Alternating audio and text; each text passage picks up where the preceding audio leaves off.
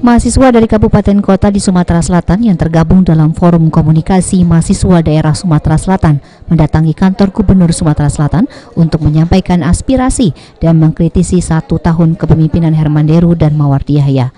Para mahasiswa ini mengkritik sejumlah kebijakan Gubernur Sumatera Selatan selama 1 tahun memimpin Sumatera Selatan. FKMD Sumatera Selatan menuntut gubernur dan wakil gubernur untuk serius dalam membangun Sumatera Selatan.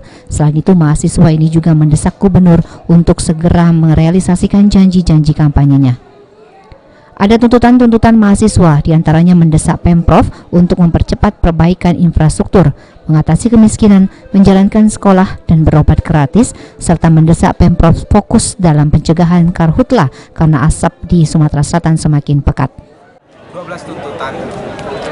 Tuntutan yang pertama yaitu memang program unggulan yang telah dijanjikan Bapak Gubernur Sumatera Selatan, Herman Deru dan Bapak Mawardi Yahya tentunya.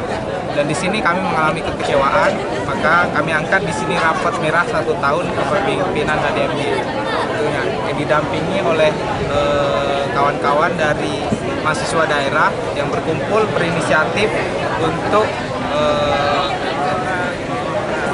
memberi ultimatum bahwa ini harus diingatkan bahwa gubernur harus menjalankan apa yang telah dijanjikan. Menanggapi tuntutan mahasiswa ini, Sekda Provinsi Sumatera Selatan yang menemui massa menghargai aspirasi dan tuntutan yang disampaikan secara damai.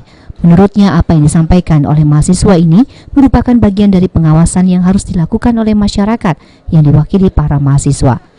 Sekda menegaskan, pemerintah provinsi dipimpin Herman Deru dan Mawardi Yahya akan berupaya untuk menjalankan program sesuai visi dan misi demi untuk mensejahterakan masyarakat.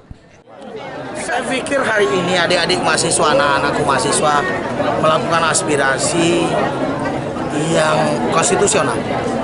Karena memang dimungkinkan pengawasan itu dilakukan oleh adik-adik mahasiswa.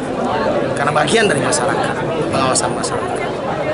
Hanya saja di dalam 11 tuntutan itu sudah saya jelaskan bahwa sudah ada yang merupakan program dan sudah dikerjakan. Data-data itu bisa kami buktikan sebagai satu contoh pembangunan infrastruktur. Target 2019 akhir 90% infrastruktur selesai, 2020 akan kita selesai. Salah satu contoh. Yang lain pun demikian terhadap kesehatan, pendidikan. Pendidikan sampai hari ini belum ada satupun produk yang mengatur tentang pendidikan itu yang berubah. Aprianto, PAL TV.